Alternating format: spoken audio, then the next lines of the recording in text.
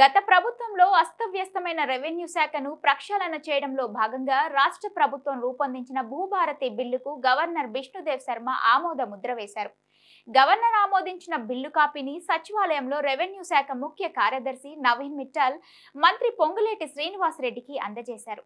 వీలైనంత త్వరలో ఈ బిల్లును అమల్లోకి తీసుకొస్తామని, ఇందుకోసం అధికారులు సమిష్టిగా పనిచేయాలని మంత్రి పొంగులేటి సూచించారు.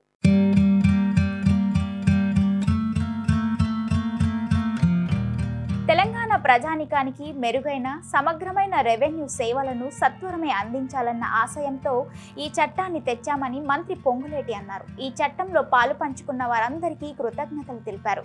ప్రజలందరి అభిప్రాయాలను క్రోడీకరించి సామాన్యుల సంక్షేమమే ధ్యేయంగా భూభారతి చట్టాన్ని తీసుకొచ్చామని, అధికారులు త్వరలో ఈ చట్టానికి సంబంధించిన విధి విధానాలు రూపొందించాలని కోరారు. గత ప్రభుత్వ హయాంలో కొందరి గుప్పెట్లోనే రెవెన్యూ శాఖ ఉండిపోయిందని, తమ వ్యక్తిగత స్వార్థం కోసం రెవెన్యూ వ్యవస్థను చిన్నాభిన్నం చేసిందని ఆరోపించారు.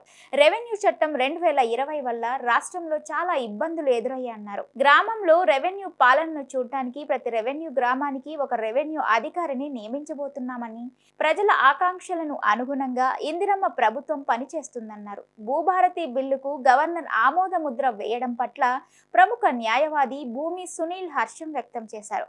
తెలంగాణ ప్రజల భూ హక్కుల పరిష్కారంలో ఇదో కీలక మజిలీ అని పేర్కొన్నారు. ఈ ప్రయాణంలో తాను భాగస్వామిని అయినందుకు సంతోషంగా ఉందన్నారు. అత్యంత ప్రజాస్వామ్యయుతంగా ఈ చట్టం రూపొందిందని కొనియాడారు. ఇదే స్ఫూర్తితో ప్రజల భాగస్వామ్యంతో చట్టం అమలు జరగాలని, రైతుల భూమి సమస్యలు తీరాలని ఆకాంక్షించారు. తనకు ఈ అవకాశం కల్పించిన ముఖ్యమంత్రి రేవంత్ రెడ్డికి, మంత్రి పొంగులేటికి ఆయన కృతజ్ఞతలు తెలిపారు.